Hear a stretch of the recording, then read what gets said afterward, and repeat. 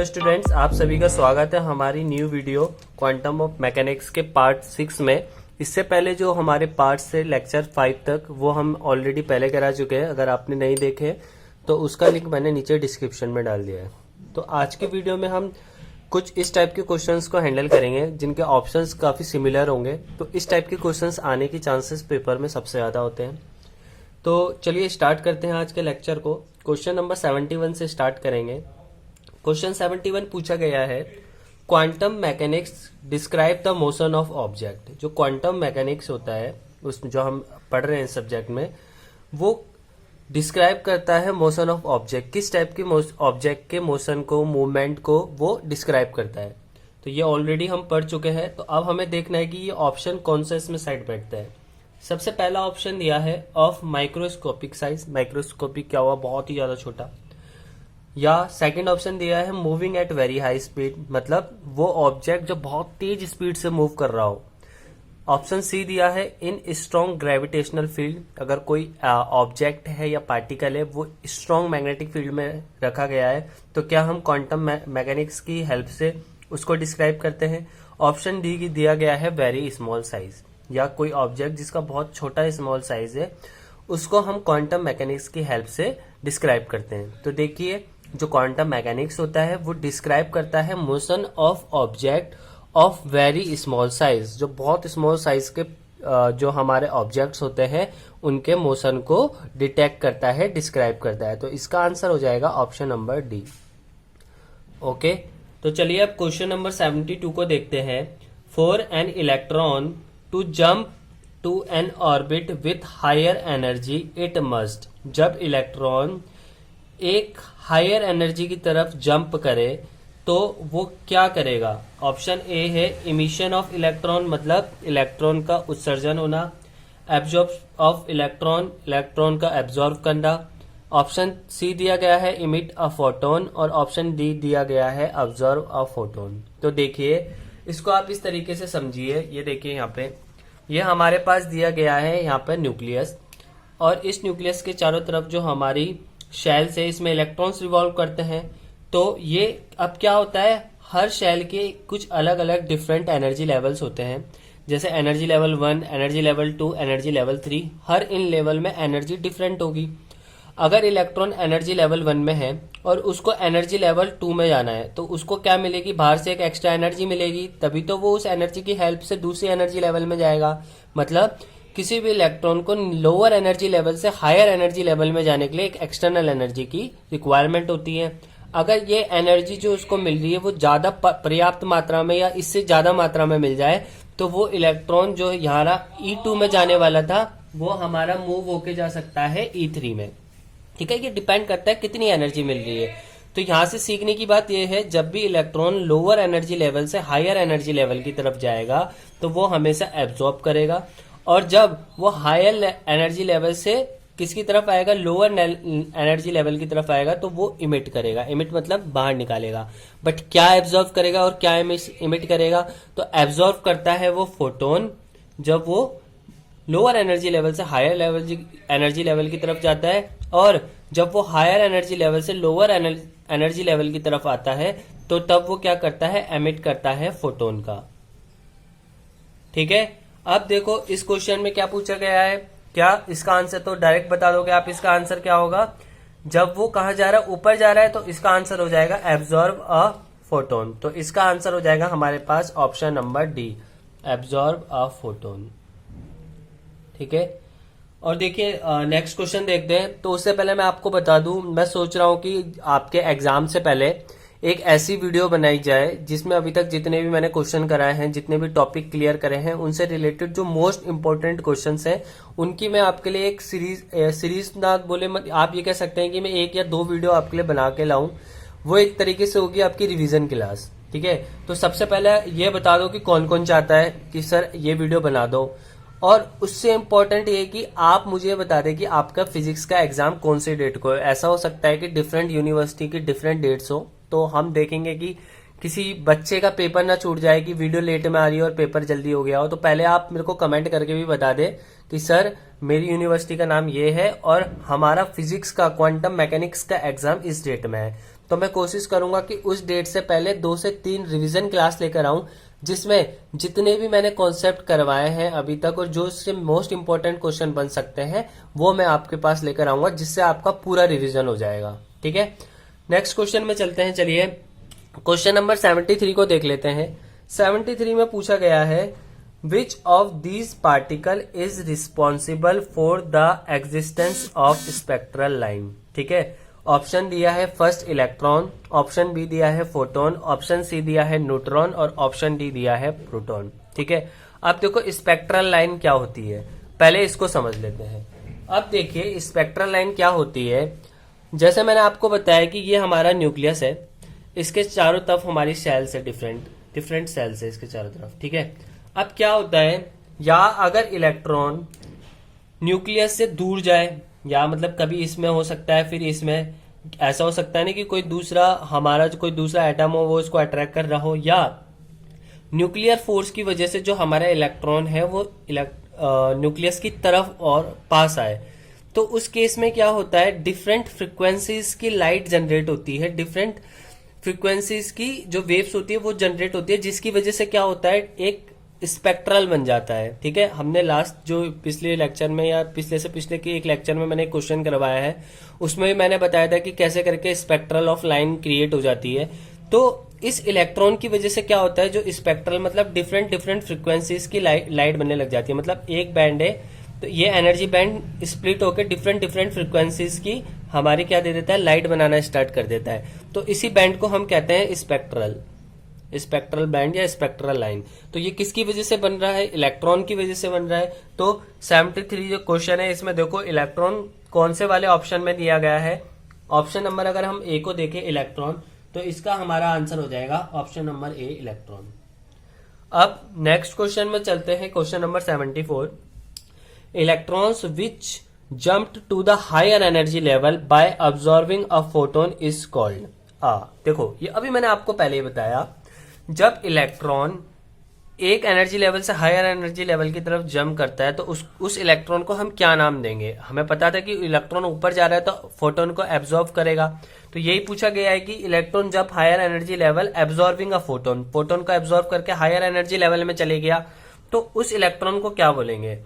ठीक है, तो इस टाइप के जो इलेक्ट्रॉन्स होते हैं, अब देखो इसको इस तरीके से सोचो, आप सिंपल बैठे हुए हो, कोई आता है और आपको बोलता है कि यार तेरे बारे में तेरे दोस्त ने ऐसा बोला, ऐसा बोला, कुछ गलत बोल दिया। उस समय क्या होता है, आपको गुस्सा आता है और आप एक्साइटेड हो जाते हैं और एक्साइटेड होकर आप कोई ना कोई कदम उठा लेते हैं। वैसे ही इलेक्ट्रॉन के साथ होता है। इलेक्ट्रॉन बेचारा यहाँ अपनी रेस्ट पोजीशन में बैठा हुआ है, ठीक है, और अब क्या करा, बाहर से किसी ने एक्सटर्नल दे दी, वो एक्साइट हुआ, उसको किसी ने क्या दी, एक्सटर्नल एनर्जी दी, वो एक्साइट होकर किस में चले गया, नेक्स्ट एनर्जी लेवल में। अगर उसको ज्यादा एक्साइटेड कर दोगे, अपने दोस्त को ज्यादा एक्साइटेड कर दोगे, ज्यादा भड़का दोगे, तो भाई वो कुछ गलत काम भी कर सकता है, भाई मारने पड़ जाए, लड़के लेके कुछ कर दे। तो वैसे इलेक्ट्रॉन होता है, जब उसको एनर्जी देते हैं तो लोअर एनर्जी लेवल से जब हायर एनर्जी लेवल में जाता है तो हम उसको कहते हैं एक्साइटेड इलेक्ट्रॉन। तो इसमें देख लेते हैं यहाँ पर ऑप्शन कौन सा नंबर दिया है, ऑप्शन नंबर डी। तो 74 का हमारा हो जाएगा एक्साइटेड इलेक्ट्रॉन। मतलब जब इलेक्ट्रॉन फोटोन को एब्जॉर्बिंग करता है, उस केस में क्या होता है, वो एक्साइटेड होके एक लेवल से दूसरे लेवल में चले जाता है, उसको हम कहते हैं एक्साइटेड इलेक्ट्रॉन। नेक्स्ट क्वेश्चन में चलते हैं 75 में। Which of this physicist proposed the idea of quantization of energy. Quantization of energy का आइडिया कौन से फिजिशियन ने दिया था। ए है ई रदरफोर्ड, ऑप्शन बी दिया गया है अल्बर्ट आइंस्टाइन, ऑप्शन सी दिया गया है मैक्स प्लांक और ऑप्शन डी दिया गया है नील्स बोर। तो देखिए इसका आंसर होगा हमारे पास मैक्स प्लांक। हमें पता है जो क्वांटाइजेशन ऑफ एनर्जी का जो कॉन्सेप्ट हमारे पास आया है वो दिया है हमें मैक्स प्लांक ने। ठीक है, तो अब चलिए नेक्स्ट क्वेश्चन की तरफ चलते हैं। नेक्स्ट क्वेश्चन में चलते हैं, क्वेश्चन नंबर 76 में। What is the energy of one quantum of light with the frequency of 10,000 hertz। ठीक है, हमें क्या निकालनी है, यहाँ पे एनर्जी फाइंड करनी है एक क्वांटम की, अगर उसकी फ्रीक्वेंसी दी गई हो 10,000 हर्ट्ज। तो अब इसको कैसे सॉल्व करेंगे, तो देखो इसको हम सॉल्व करते हैं। क्वेश्चन नंबर हमारे पास दिया है 76, दूसरे स्केच से लिख लेते हैं, ये वाला अच्छा दिखता है। तो हमें अगर एनर्जी निकालनी है तो उसका फॉर्मूला होता है H इंटू एफ। ठीक है। h हमें पता है, यहाँ पर क्या है हमारे पास प्लांक कांस्टेंट, जिसकी वैल्यू क्या होती है, सबको याद होनी चाहिए, 6.626 इंटू 10⁻⁻34। ठीक है। अब देखो फ्रीक्वेंसी कितनी दी है हमें, गिवन है फ्रीक्वेंसी 10,000 हर्ट्ज। तो सिंपल, हमसे एनर्जी पूछी है, तो energy is equal to 6.626 into 10⁻⁻34 into, इसको हम लिख सकते हैं 10 की पावर कितनी हो जाएगी यहाँ पर, 1 2 3 है ना, और एक यहीं पर होगी 4, तो यहाँ पर हो जाएगी 10 की पावर 4। तो अब मल्टीप्लाई में क्या होती है, पावर क्या होती है, ऐड होती है, तो 30, इसको हम ऐसे भी लिख सकते हैं 34 -34 + 4, तो माइनस क्या आ जाएगी, 30 आ जाएगी पावर। तो आप इसके आंसर हो जाएगा E equal to 6.625 into 10⁻⁻30 joule. अब देख लो जरा, ऑप्शन देख लो कौन सा ऑप्शन है। ऑप्शन नंबर आपका ए, ऑप्शन नंबर जो आपका ए है ये इसका करेक्ट आंसर हो जाएगा। तो 76 का जो आंसर होगा 6.626 इंटू 10⁻⁻30 जूल। मतलब अगर हम एनर्जी निकालें एक क्वांटम ऑफ लाइट की और उसमें फ्रीक्वेंसी दी गई हो 10,000 हर्ट्ज, तो उसका हमारी वैल्यू निकलेगी 6.626 इंटू 10⁻⁻30 जे। नेक्स्ट क्वेश्चन में चलते हैं, question number 77। When two waves strengthen each other we are talking about, मतलब जब दो वेव क्या हो जाए, जुड़ने के बाद बड़ी हो जाए, तो हम किस चीज के बारे में, किस कॉन्सेप्ट के बारे में बात कर रहे हैं। तो सबसे पहले ऑप्शन देख लेते हैं। ऑप्शन दिया गया है वेव बैंड, सेकंड ऑप्शन दिया गया है इंटरफेरेंस पैटर्न क्रिएट, ये है इसका। फर्स्ट ऑप्शन दिया गया है कंस्ट्रक्टिव डिफ्रैक्शन, सेकंड ऑप्शन दिया गया है डिस्ट्रक्टिव डिफ्रैक्शन, थर्ड ऑप्शन दिया गया है डिस्ट्रक्टिव इंटरफेरेंस, और डी ऑप्शन दिया गया है कंस्ट्रक्टिव इंटरफेरेंस। तो ये समझने से पहले आप एक कॉन्सेप्ट समझे, इंटरफेरेंस कैसे होता है, कंस्ट्रक्टिव क्या होता है, डिस्ट्रक्टिव क्या होता है। तो देखिए, अगर हम किसकी बात करें, वेव इंटरफेरेंस की बात करें, तो दो टाइप के इंटरफेरेंस होंगे। अगर हम वेव इंटरफेरेंस की बात करें तो दो टाइप के होते हैं, एक होता है डिस्ट्रक्टिव और एक होता है कंस्ट्रक्टिव। तो सोचिए हमारे पास एक वेव है जिसका नाम दे दिया एक्स वेव, ठीक है, और वो कुछ इस प्रकार से है, ये रही वेव, ओके। अब हमारे पास दूसरी वेव है जिसको हम कह देते हैं वाई वेव। वो किस तरीके से है, वो कुछ इस तरीके से है। अब अगर हम इन दोनों को ऐड करते हैं, या आप कह सकते हैं सुपर इम्पोज करते हैं, सुपर इम्पोज सुना होगा आपने पहले भी, फर्स्ट या सेकंड लेक्चर में मैंने आपको बताया था। तो या हम उनको क्या कर देते हैं, आपस में सुपर इम्पोज कर देते हैं, तो उस केस में क्या होगा, जो हमारा रिजल्ट मिलेगा, जो हमें यहाँ पर आउटपुट मिलेगा, रिजल्टेंट कैसा मिलेगा।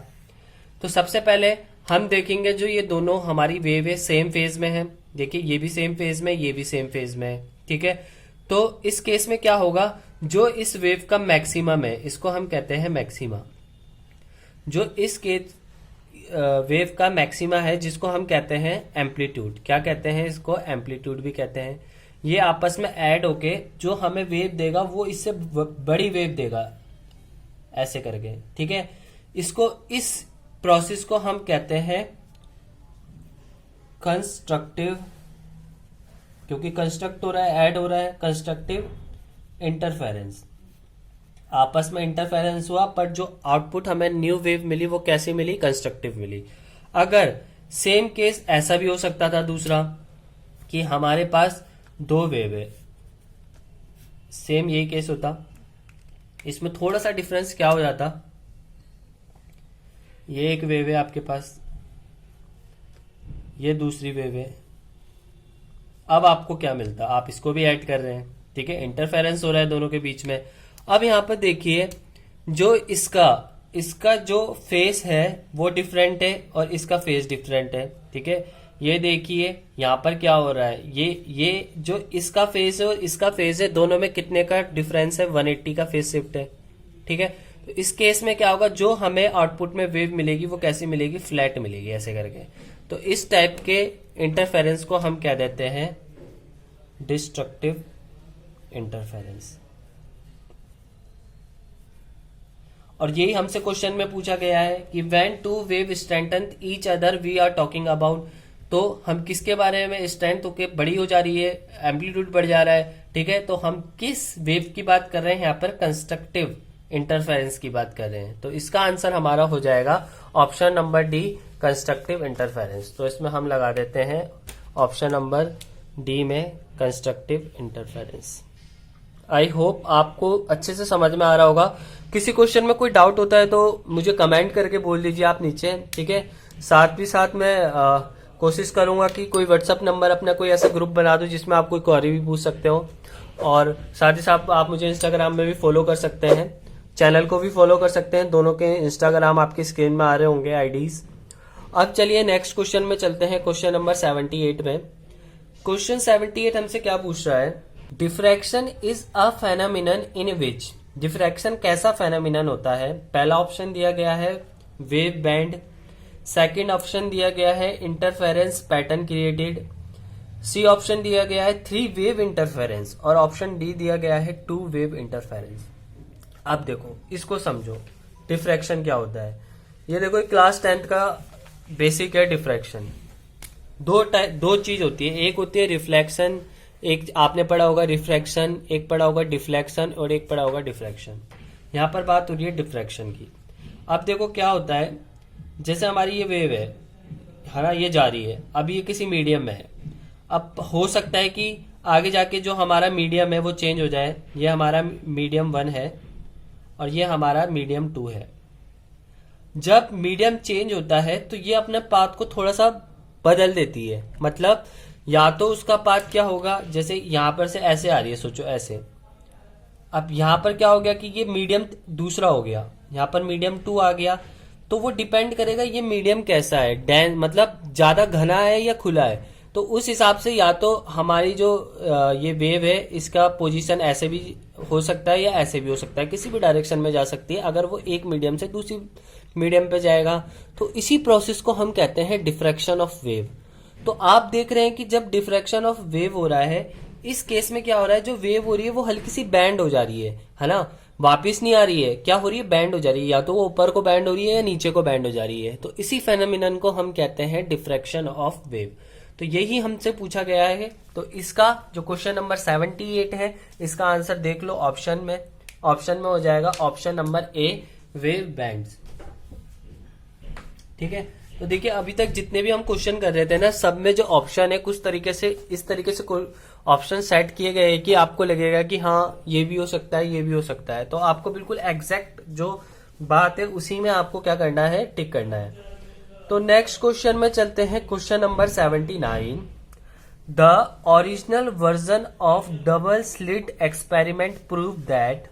ठीक है, डबल स्लिट एक्सपेरिमेंट था, तो जो उसका ओरिजिनल वर्जन था उसमें क्या प्रूव हुआ था। बहुत इंपॉर्टेंट क्वेश्चन है। ऑप्शन ए है duality of nature, option B है wave nature of matter, option C दिया गया है पार्टिकल नेचर ऑफ लाइट, और ऑप्शन डी दिया गया है वेव नेचर ऑफ लाइट। ठीक है, तो देखिए जो ये डबल स्लिट एक्सपेरिमेंट है ये हमको किसने दिया, थॉमस यंग ने ये हमें एक्सपेरिमेंट दिया था। तो इस एक्सपेरिमेंट का आप थोड़ा सा बेसिक समझे, क्योंकि इस एक्सपेरिमेंट से और भी क्वेश्चन आ सकते हैं। तो बेसिक आप इस तरीके से समझे। सबसे पहले इन्होंने क्या करा, इन्होंने एक वेव दी। तो मतलब आप एक तरीके से समझिए, ये हमारा एक बल्ब है, यहां पर इन्होंने एक स्लिट लगा दी ऐसे करके। ठीक है, अब इन्होंने क्या करा, जब इस बल्ब को ग्लो करा तो यहां से क्या निकलने लगी, वेव निकलने लगी। तो वेव कुछ इस तरीके से निकलेगी, है ना, ऐसे निकलेगी चारों तरफ ऐसे करके। तो जब ऐसे ऐसे करके वेव निकलने लगी, यहां पर आके इन्होंने देखा जो इलेक्ट्रॉन है यहां तक तो सिंगल था, बट जैसे यहाँ स्प्लिट में आया, यहाँ पर स्लिट में, यहां से क्या हुआ, इलेक्ट्रॉन डिवाइड हो गया। एक इलेक्ट्रॉन इधर को ब्रेक हो गया, एक इलेक्ट्रॉन इधर को ब्रेक हो गया। मतलब अभी तक क्या था कि हमें पता था इलेक्ट्रॉन क्या होगा, ब्रेक नहीं होगा, बट इन्होंने इस एक्सपेरिमेंट में अब देखा कि जो इलेक्ट्रॉन था वो यहां से डबल स्प्लिट हो गया, और यहां से जो हमें नई वेव मिलने लगी वो कुछ इस तरीके से मिलने लगी, और इस वाले से ऐसी इस तरीके से।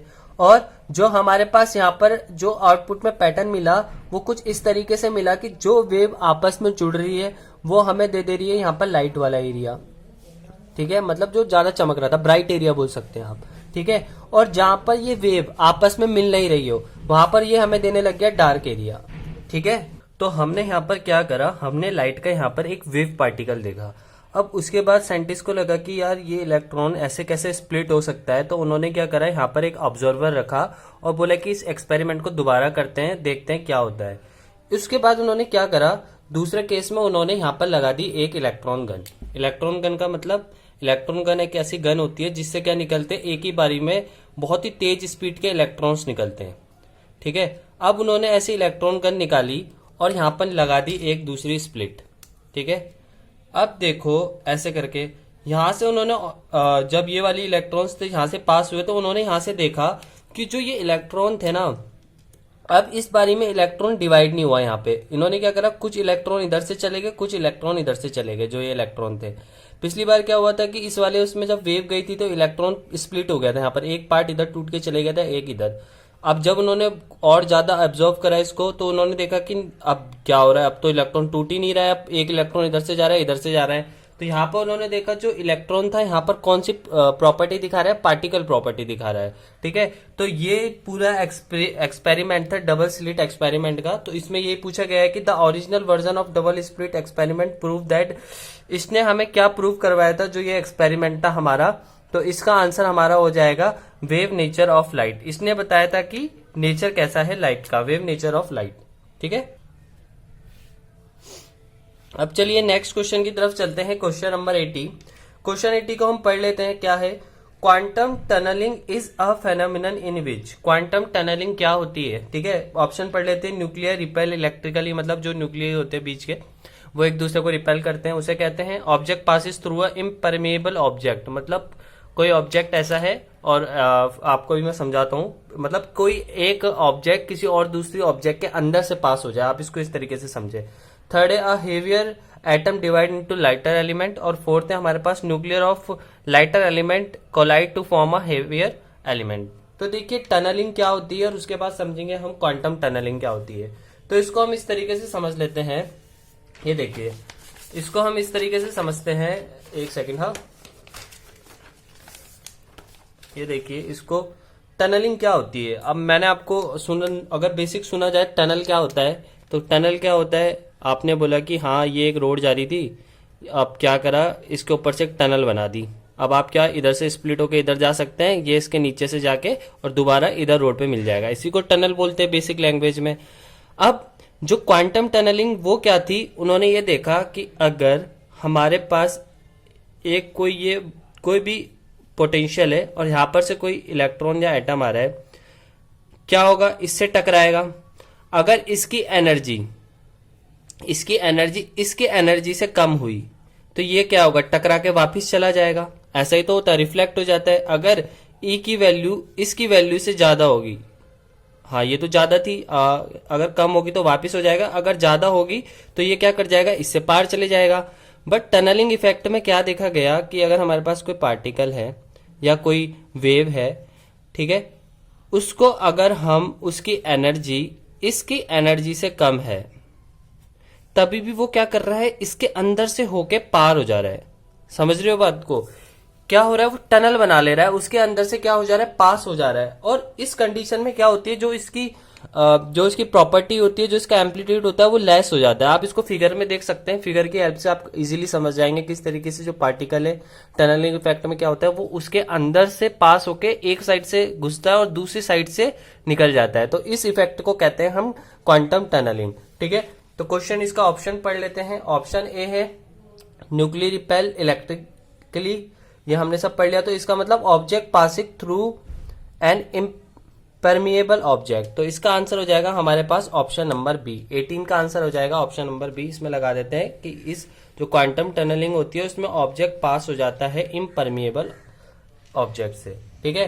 अब नेक्स्ट क्वेश्चन में चलते हैं। Next 81, in photo electric effect light is perceived as.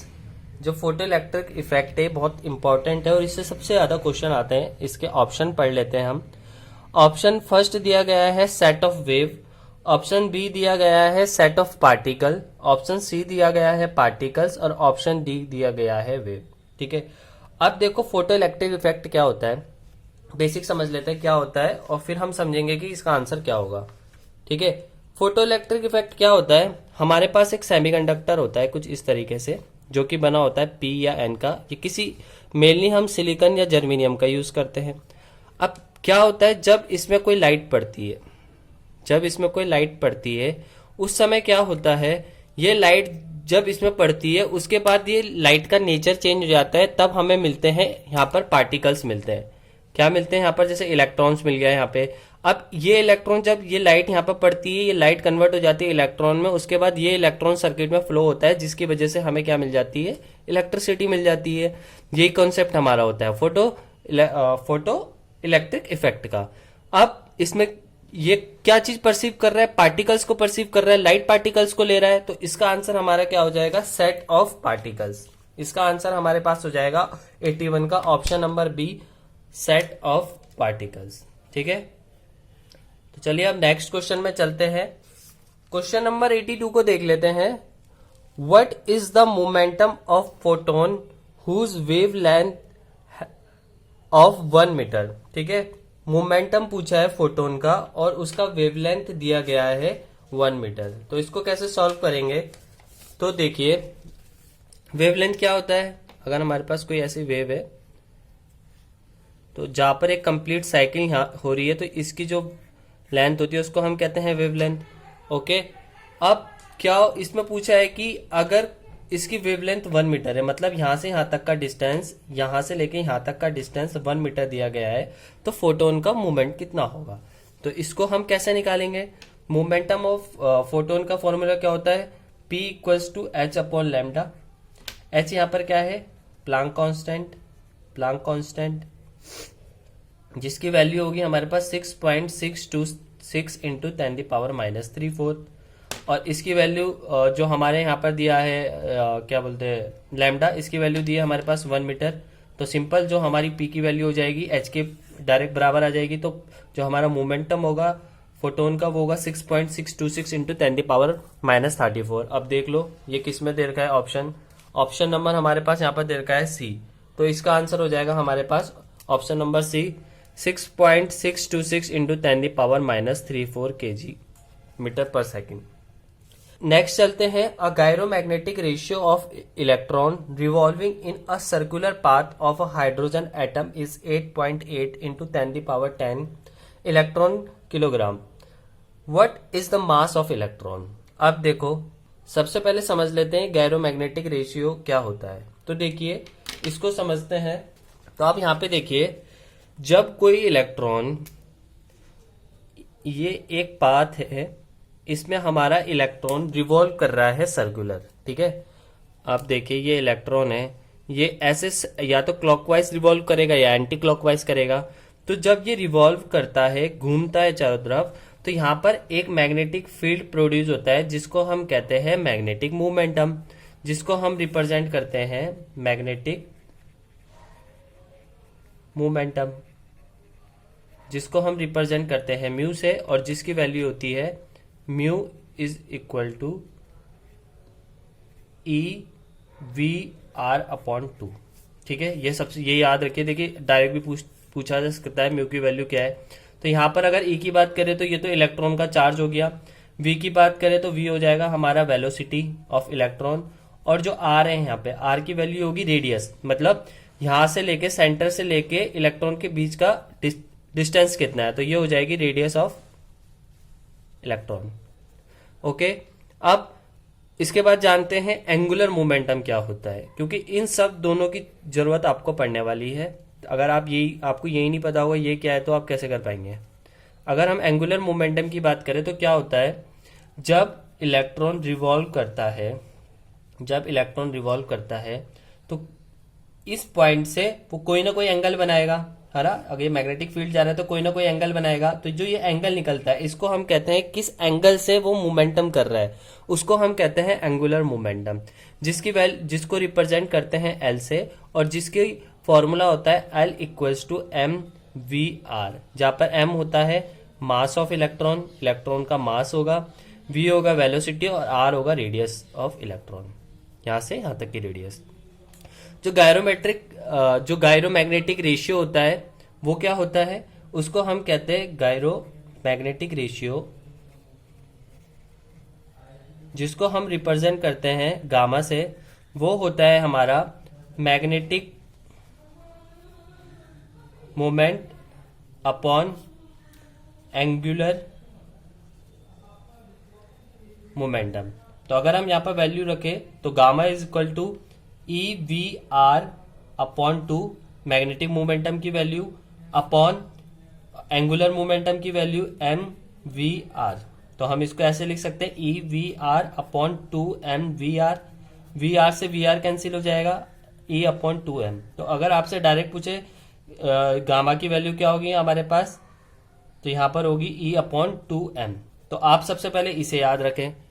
Question ऐसा भी आ सकता है कि गायरोमेट्रिक रेशियो की वैल्यू डायरेक्ट पूछ ली जाए, आगे भी आ सकता है, पेपर में भी आ सकता है। अब देखो क्वेश्चन में, देखो हमें क्या क्या गिवन है और क्या निकालना है। क्वेश्चन में हमें जो पूछा गया है मास पूछा गया है, और तो अब देखिए यहां से हम m की वैल्यू निकालेंगे।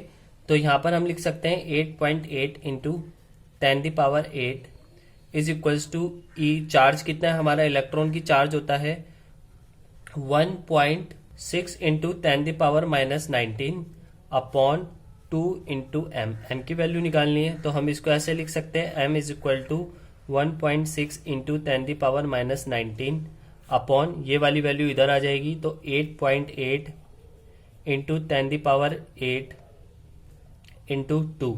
इसको हम ऐसे काट सकते हैं 0.8, और इस 0.8 से ये कटेगा तो यहाँ पर नीचे आ जाएगा 11। m की वैल्यू हमारे पास यहाँ पर आ जाएगी। अब m की सॉरी यहाँ पर 10 की पावर कितनी दी गई है क्वेश्चन में, 10 दी गई है। तो ये यहाँ पर देखो अभी मिस्टेक हो गई थी, यहाँ पर पावर दी गई है 10, तो यहाँ पर आ जाएगा 10। अब देखिए m की वैल्यू जो होगी 1/11।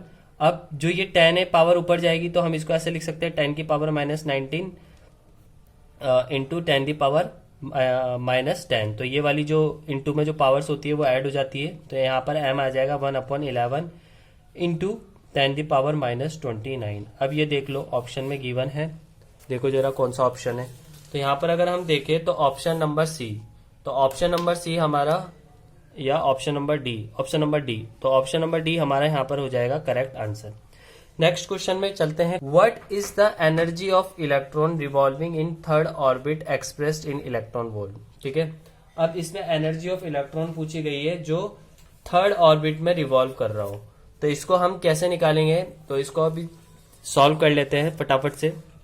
तो देखिए अगर हमें एनर्जी निकालनी हो इलेक्ट्रॉन की, तो एक बेसिक फॉर्मूला मैं आपको पहले भी बता चुका हूं, और एक डायरेक्ट फॉर्मूला होता है -13.6 electron volt upon N square. तो जो यहाँ पर एन होता है, ये होता है कि किस इलेक्ट्रॉन की बात कर रहे हैं, कौन सी इलेक्ट्रॉन ऑर्बिट है।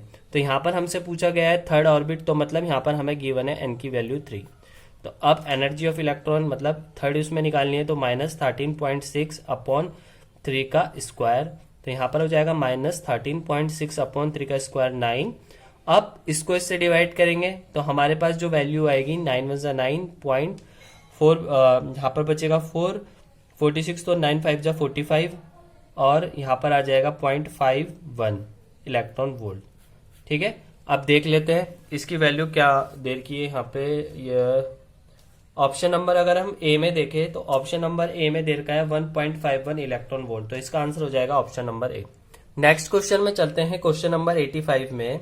The ratio of magnetic dipole momentum to the angular momentum of electron in the first orbit of an hydrogen atom is. अभी मैंने आपको थोड़ी देर पहले सॉल्व करके बताया था कि रेशियो ऑफ गायनोमेट्रिक रेशियो कैसे निकालते हैं, बताया था थोड़ी देर पहले, जिसमें हमने क्या करा था, रेशियो निकाला था मैग्नेटिक मोमेंटम और एंगुलर मोमेंटम का। आपको दिखा देता हूं मैं कुछ इस तरीके से। अब उसने क्या पूछा है, उसने डायरेक्ट पूछा है क्या वैल्यू है। तो अगर आपको याद रहेगी डायरेक्ट वैल्यू, तो आप डायरेक्ट यहां से लगा दोगे E/2m। तो इसका आंसर हो जाएगा हमारा E/2m। ठीक है, ये था हमारा आज का लास्ट क्वेश्चन। अगला लेक्चर बहुत जल्दी अपलोड करूंगा मैं, और साथ ही साथ वीडियो को ज्यादा से ज्यादा आप शेयर कर दीजिए। और जो मैंने आज आपसे पूछा है कि अगर आप चाहते हैं कि आपके लिए एक अलग से लेक्चर लाया जाए इंपॉर्टेंट क्वेश्चंस का, तो वो मुझे आप कमेंट करके जरूर बताइएगा। और हाँ, वीडियो को लाइक जरूर कीजिएगा, भाई लाइक कोई नहीं करता वीडियो को। हाँ चलिए ठीक है, नेक्स्ट वीडियो में मिलते हैं।